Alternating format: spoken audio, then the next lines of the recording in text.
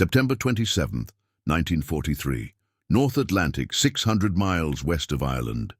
The USS Buckley, an American destroyer escort, ploughed through 15-foot swells under a slate-grey sky that seemed to press down on the churning ocean.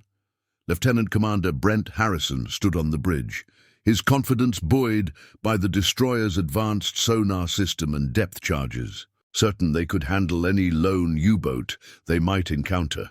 He had no idea that at that very moment, 12 German submarines of the Wolfpack Leuthen were converging on his position, their commanders equally certain of their numerical superiority and imminent victory. Before we dive into this story, drop a quick hi in the comments and tell me where you're watching from. It really helps support the channel. This is the account of how American technological advancement would transform naval warfare in the Atlantic, turning predators into prey and demonstrating how industrial might would ultimately overwhelm even the most determined and tactically sound opponent. The North Atlantic in late 1943 represented a battlefield as crucial as any land campaign. Captain Lieutenant Werner Henke of U-515, veteran commander with 17 Allied ships to his credit, studied the plotting table in his submarine's control room. Around him, 27 men operated in the claustrophobic space, their faces illuminated by the dim red lighting that preserved their night vision. The air was thick with the scent of diesel, sweat, and the metallic tang that permeated every submarine. "Hydrophone contact, Herr Kaliu," reported Oberleutnant zur See Klaus Weber, using the abbreviated form of Henke's rank. "Single-screw vessel, bearing 045, range indeterminate." Henke nodded, his weathered face revealing nothing of his thoughts. At 34, he had already spent nearly 3 years commanding U-boats in the Atlantic campaign, watching as Allied anti-submarine capabilities improved month by month. Still, he had faith in the Wolfpack tactics that had served the Kriegsmarine so well. "Signal to the group," he ordered. "Contact made. Moving to intercept. Request positions." The radio man tapped out the encrypted message on the Enigma machine.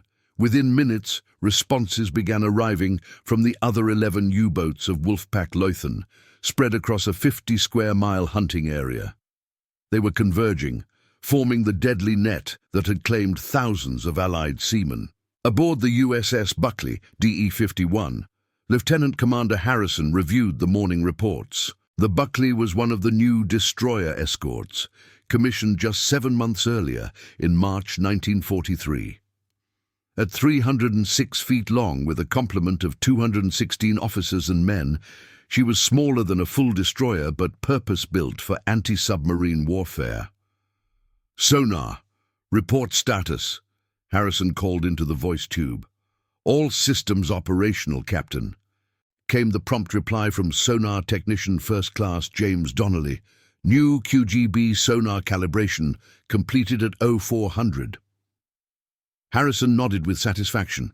The QGB sonar represented the newest technology developed by a massive American research effort that had brought together universities, private industry, and the military. While Germany had focused on building more U-boats, America had invested in finding them. "XO, I want another depth charge drill at 1,000 hours, Harrison told his executive officer, Lieutenant Michael Sullivan. "The new men need more practice." Sullivan, a Boston native with 3 years of Atlantic convoy experience, nodded. "They're green, but they're learning fast. Nothing teaches like being in actual U-boat waters." Neither man realized just how prescient that statement would prove to be. 5 miles northwest of the Buckley, Oberleutnant Karl Dönitz Jr., son of the Grand Admiral who commanded the entire U-boat fleet, peered through the periscope of U-954. Though only 26, the younger Dönitz carried the weight of his father's legacy along with the pressure of proving himself worthy of his command. "American destroyer escort," he reported to his first officer, Lieutenant Stefan Brauer. "Buckley class, moving at 15 knots on course 270. "Alone?" Brauer asked, surprised. By this stage of the war, Allied vessels rarely traveled without escort. Completely alone, Donitz confirmed, a small smile playing on his lips. Inform the wolf pack. We have an ideal target. In the communications center of U-954, radioman Walter Schütze transmitted the coordinates. The response from Kapitän Lieutenant Henke was immediate.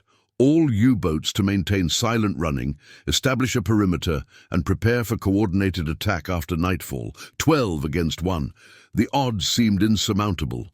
At 13:42 hours, sonar technician Donnelly detected the first anomaly. The Buckley's sonar suite included the cutting-edge QGB sonar, a high-frequency system that provided unprecedented clarity in underwater detection. Where earlier systems could barely distinguish a submarine from a large fish, the QGB could potentially identify specific submarine classes based on their acoustic signatures. "Sir, I'm picking up something odd." O'Donnelly reported to Lieutenant Raymond Chen, the ship's sonar officer, bearing 350, range approximately 400 yards. Chen, a Chinese-American from San Francisco whose engineering degree from MIT had been followed by specialized training in underwater acoustics, moved to Donnelly's station. "Let me listen," he said, taking the headset. The signature was faint but distinct, the sound of a submerged diesel submarine trying to run silently. The telltale sounds of propeller cavitation, hull creaking under pressure, and the minute mechanical noises that no submarine could fully eliminate. "Captain to sonar," Chen called over the intercom. "Contact bearing 350, classified as submarine, confidence high."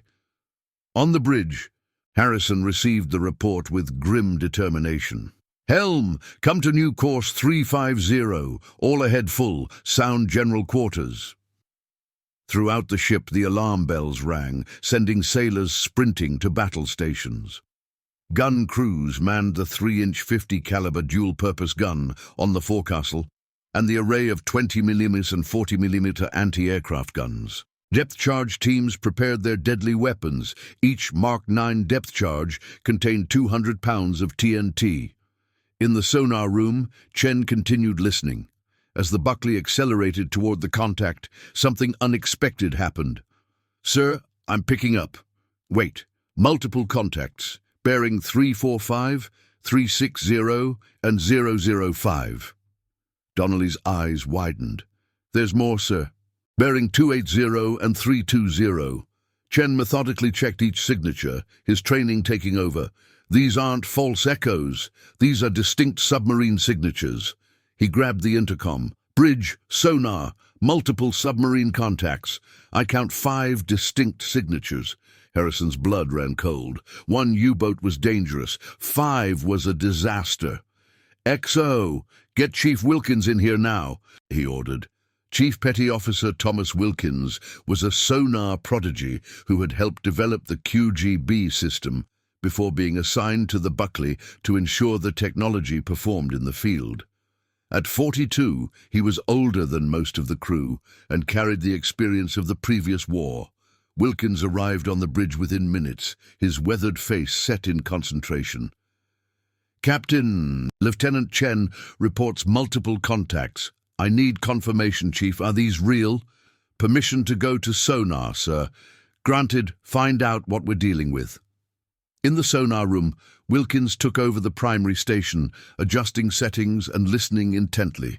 The technology he'd helped perfect was now the only thing standing between his shipmates and disaster.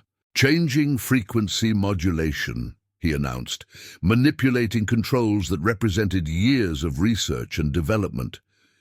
"Increasing discrimination filters." The sonar image clarified, revealing what no one had expected. "Sir," Wilkins said slowly, "I'm tracking 12 distinct submarine signatures. They're surrounding us in a roughly circular pattern. Range varies from 300 to 600 yards. Chen stared at him. 12? That's almost unheard of. Wolfpacks don't get that large." "This one did," Wilkins replied grimly, "and based on their positioning, they know we're here. They're setting up for a coordinated attack." On U-515, Henke received the disturbing news from his hydrophone operator. The American has changed course. They're heading directly toward U-954. Henke cursed quietly. They've detected Dönitz. Signal the pack. Execute emergency dispersal pattern. But the radio man shook his head. Sir, I'm picking up active sonar pings. Different from anything I've heard before. Higher frequency, more focused. Henke's stomach tightened. Intelligence had mentioned rumors of new American sonar systems, but nothing had been confirmed. Until now. New plan, he decided. All boats to crush depth. We'll wait them out.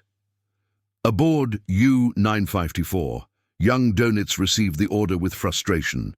His boat was closest to the American destroyer, which was now bearing down on his position with alarming speed. Take us down to 200 meters, he ordered. His dive officer looked concerned. Sir, our rated crush depth is 230 meters. I'm aware 200 meters now. As the submarine angled downward, the pressure gauges climbing, Dönitz hoped the extra depth would shield them from detection and put them below the effective range of depth charges. Back on the Buckley, Harrison faced a critical decision. 12 U-boats represented a force capable of sinking his ship several times over if they coordinated their attack. But the element of surprise was still his. The Germans didn't know he could see all of them. XO, what's our depth charge inventory? Sullivan consulted the weapons log. 72 Mark 9 depth charges, sir. 6 K-guns, plus stern racks. And the Hedgehog. 24 projectiles loaded, 24 in reserve. The Hedgehog was another new weapon, a forward-throwing anti-submarine projector that fired 24 small contact-fused bombs in a pattern ahead of the ship. Unlike depth charges, which exploded at a preset depth whether or not they hit anything, Hedgehog projectiles only detonated on contact with a submarine's hull. Harrison formulated his plan. We can't fight them all at once. We need to isolate and destroy them one by one before they realize what's happening. He turned to his communications officer. Send an encrypted message to Fleet Command. Our position, 12 confirmed U-boat contacts. Request air support at earliest possible time. The Buckley's radio operator dispatched the message. Knowing air support was likely hours away, if it came at all, Harrison pointed to the plotting table. We start with the closest contact, the one at 350. Chief Wilkins will guide us. I want maximum speed during the approach, then cut to 5 knots for weapons deployment. The ship surged forward, its bow slicing through the waves as it hurtled toward the position of U-954. On the sonar display, Wilkins tracked the German submarine's descent. Target is diving deep, sir, passing 180 meters. Chen looked concerned.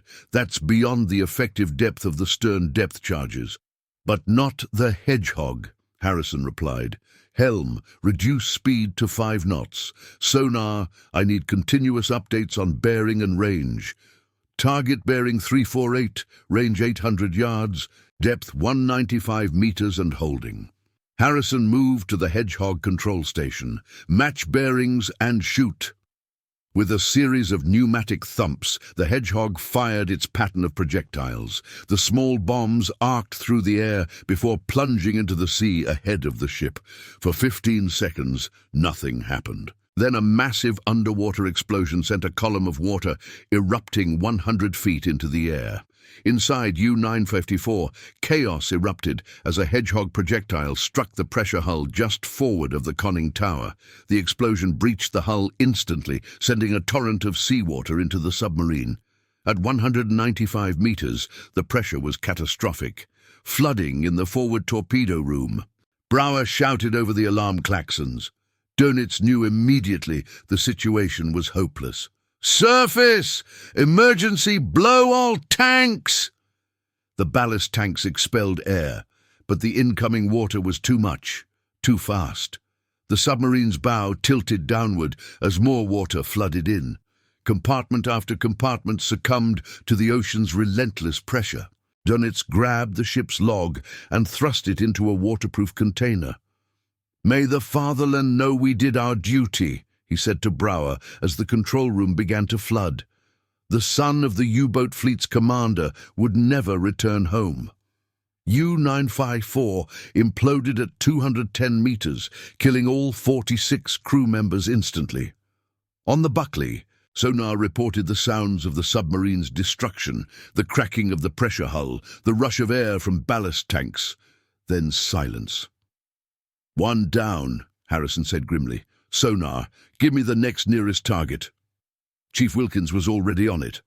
"Contact bearing 020, range 200 yards, depth 160 meters, sir. Moving slowly on course 175. Helm, and come to new course 020, maintain 5 knots. The Buckley turned to face its next opponent, the U-841, commanded by Kapitan Lieutenant Werner Bender. On U-841, the sonar operator reported with alarm, "Explosion bearing 270, U-boat destruction signature." Bender, a 30-year-old veteran of the Russian campaign who had transferred to submarines in 1942, tried to make sense of the situation. "Signal from U-954? Nothing, sir. Try again. Still nothing, Herr Kalu."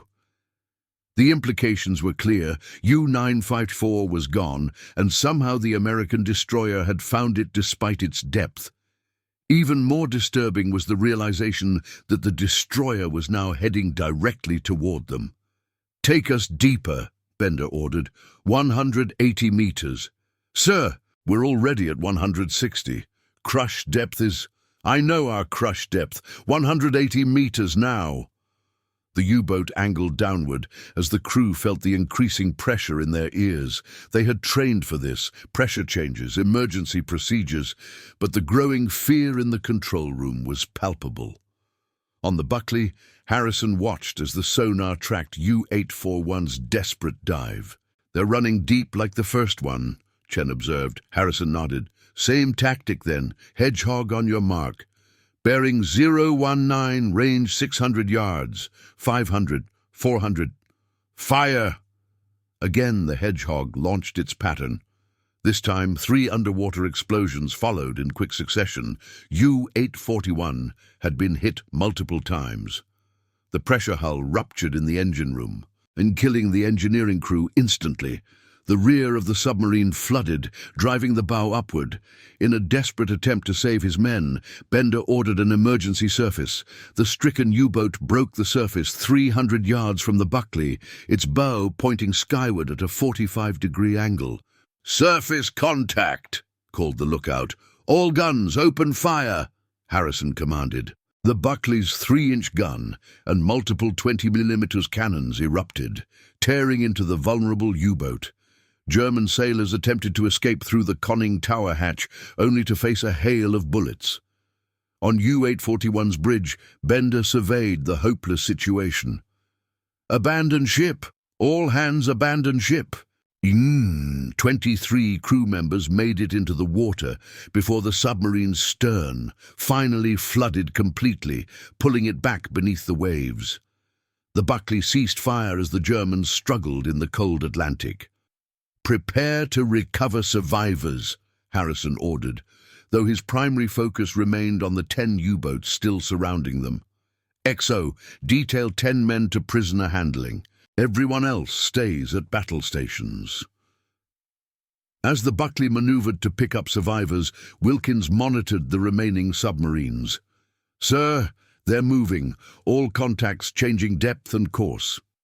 The Wolf Pack had realized they were being hunted. Aboard U-515, Henke received the devastating news. 2 submarines confirmed, lost in less than 20 minutes. Whatever the American ship was using to find them, it was unlike anything they had encountered before. "All boats, emergency dispersal," he transmitted. "Maintain maximum depth. Rendezvous at Point Beta in 48 hours. But for some of the U-boats, it was already too late. The Buckley had refined its hunting technique with each engagement. After rescuing 17 survivors from U-841, the destroyer immediately moved against its next target, U-263, under Oberleutnant Heinrich Kessler. 3 more submarines were detected, targeted, and destroyed over the next hour. The precision of the QGB sonar allowed the Buckley to track multiple targets simultaneously while engaging them sequentially. The Hedgehog's forward-firing pattern proved devastating against deep submarines, while conventional depth charges claimed those that attempted to flee at shallower depths. By 16:30 hours, the situation for the remaining U-boats had become desperate. 7 submarines destroyed, 38 German survivors in the Buckley's makeshift brig. The American destroyer seemed to possess supernatural abilities to locate submarines regardless of depth or evasive maneuvers. On U-515, Henke made his decision. Surface the boat, prepare main deck gun and anti-aircraft weapons. His first officer looked stunned. "Sir, we're going to fight on the surface?" "We're dead if we stay submerged. At least on the surface we have a chance to fight back. Signal the remaining boats to do the same. Concentrated attack from multiple directions." It was a desperate gambit. But Henke knew that one destroyer, however well equipped, couldn't engage 5 surface targets simultaneously. The plan might have worked had the requested air support not arrived precisely at that moment. 6 F-4F Wildcats from the escort carrier, USS Bogue, appeared on the horizon responding to the Buckley's earlier call for assistance. As U-515 surfaced, followed by 3 other U-boats, they emerged into a sky filled with American aircraft. The Wildcats dove to the attack, strafing the submarine's decks with 50 caliber machine gun fire and dropping small anti-submarine bombs. On the Buckley's bridge, Harrison watched the air attack with grim satisfaction. "Target the nearest surfaced submarine. All guns commence firing." The destroyer's weapons joined the aerial assault. U-318 was the first to succumb, its conning tower shredded by aircraft fire before the Buckley's 3-inch gun landed 3 direct hits. The submarine exploded in a massive fireball as its torpedoes detonated. Henke watched from U-515's bridge as his wolf pack disintegrated around him. U-842 was strafed repeatedly before a bomb landed directly down its open conning tower hatch, detonating inside the pressure hull. U-377 managed to fire several rounds from its deck gun before multiple strafing runs killed the gun crew, and a depth charge from the Buckley broke its back. "Take us down!" Henke ordered, abandoning the surface attack as hopeless. "Emergency dive!" U-515 slipped beneath the waves, but the QGB sonar tracked it easily. Harrison, however, had other priorities. One surfaced U-boat remained, U-664, under Captain Lieutenant Adolf Graf, the newest commander in the Wolfpack with only 1 patrol under his belt. Graf attempted to fight, his 80 mm deck gun firing at both aircraft and the approaching destroyer. But the outcome was inevitable. A Wildcat piloted by Lieutenant Junior Grade, Thomas Durkin, made a daring low-level attack, dropping his bombs just 50 feet above the submarine. One struck directly behind the conning tower, breaking the submarine's pressure hull. As U-664 began to sink, Graf ordered his crew to abandon ship. 30 men made it into the water before the submarine disappeared beneath the waves. With 4 of the 5 surfaced U-boats destroyed, the Buckley returned its attention to U-515. Wilkins tracked its desperate evasive maneuvers as it zigzagged deep beneath the surface. "He's good," Wilkins commented, varying speed and direction, using thermal layers to try to deflect sonar. Harrison nodded. "But not good enough. Maintain pursuit." For 40 minutes, the Buckley stalked U-515, closing the distance gradually. When the range narrowed to 600 yards, Harrison ordered another Hedgehog attack. The pattern splashed into the sea, but this time no explosions followed. "Miss," Chen reported. "Target has changed course. Reload and continue tracking." Inside U-515, Henke knew they had evaded 1 attack, but their situation remained dire. His executive officer approached with a damage report. "Forward torpedo room, reporting hairline cracks in the pressure hull. We cannot maintain this depth much longer." Henke weighed his options. 9 of his wolf pack were confirmed destroyed. The remaining 2 had presumably escaped, though there was no way to know for certain. His own boat was showing signs of strain from extended operation near crush depth. "Take us up to periscope depth," he finally ordered. "We'll assess the surface situation." It was a fatal mistake. As U-515 rose to 60 meters, it crossed into the optimal depth range for the Buckley's conventional depth charges. Harrison, guided by Wilkins' precise sonar fixes, ordered a full pattern dropped. 10 Mark 9 depth charges sank into the Atlantic, forming a deadly 3-dimensional trap. When they detonated, UV-15 was caught in the middle of the pattern. The pressure hull, already weakened from extended deep diving, buckled inward along the starboard side. "Flooding in compartments 3 and 4, shouted the damage control officer. Seawater sprayed into the control room from ruptured pipes. Gauges shattered under the pressure wave from the depth charges. Men screamed as electrical systems shorted out, plunging sections of the submarine into darkness. Henke knew it was over. "Surface the boat! Emergency blow all tanks!" U-515 struggled to the surface, listing heavily to starboard as it breached the waves. The Buckley was waiting, all guns trained on the crippled submarine. "Cease fire," Harrison ordered. Seeing the submarine was no longer a threat. "Prepare to recover survivors." Henke ordered his crew to abandon ship, remaining on the bridge until the last man had made it into the water. As U-515 began its final dive, he saluted his sinking command before jumping into the Atlantic. By 1830 hours, the battle was over.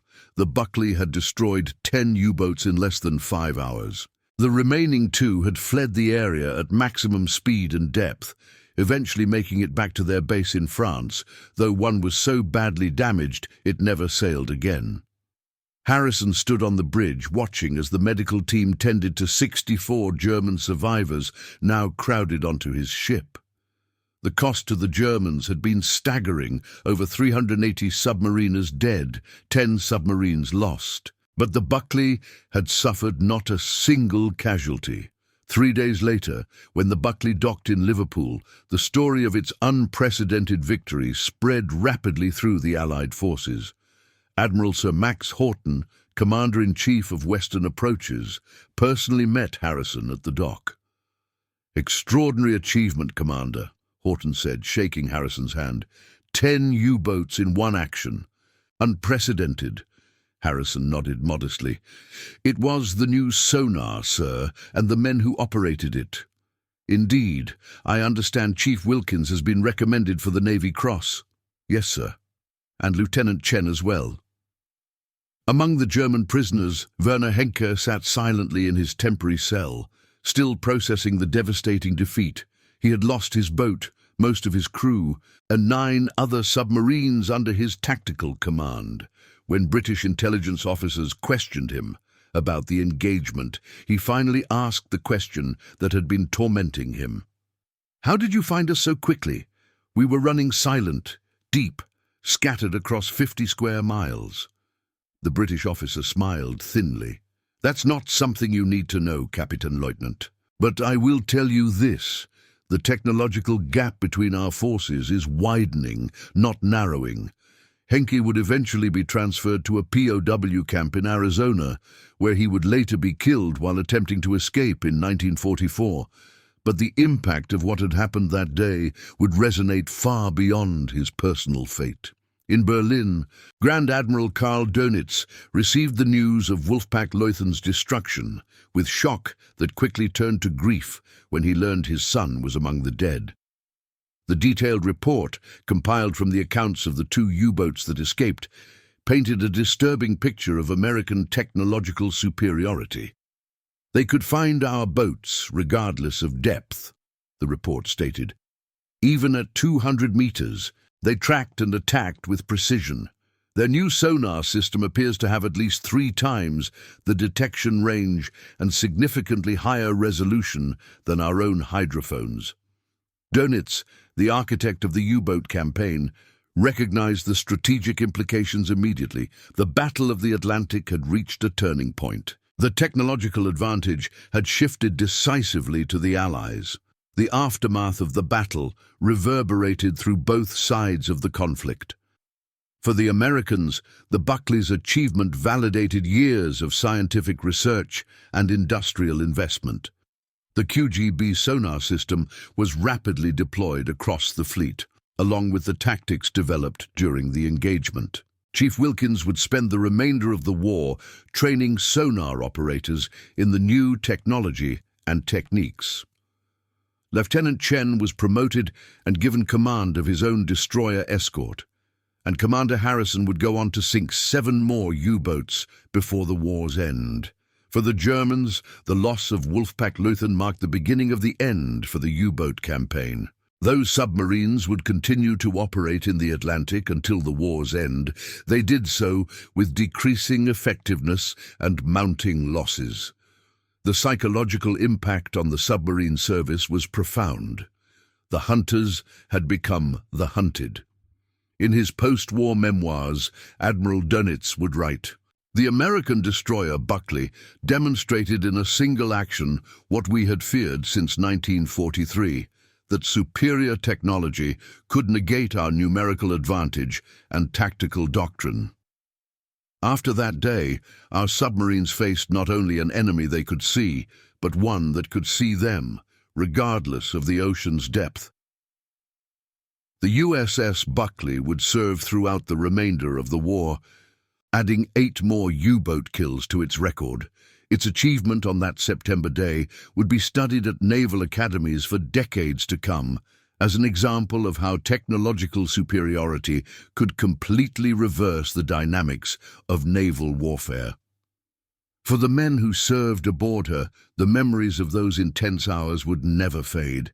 James Donnelly, the sonar technician who first detected U-954, would tell his grandchildren years later, "We changed the course of the war that day, though we didn't know it at the time.